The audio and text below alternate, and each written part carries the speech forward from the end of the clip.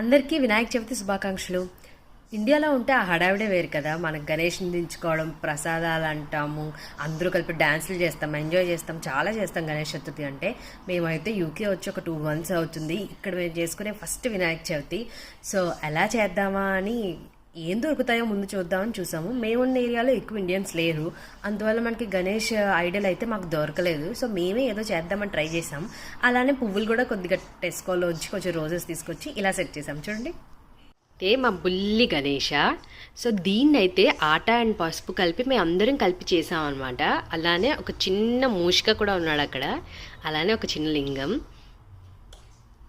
నేను టెస్కో నుంచి తీసుకొచ్చిన ఫ్లవర్స్, అలానే మాకు తగినట్లుగా కొద్దిగా ఫ్రూట్స్, అలానే ఉండ్రాళ్ళు అవి చేసి పెట్టుకున్నాము. కొద్దిగా పులిహోర ఇవన్నీ చేసి గణేషకి పెట్టాం. గణేష, మాకు చేతనైనంతలో చేసాము, నీ కృప మా మీద ఉంచు.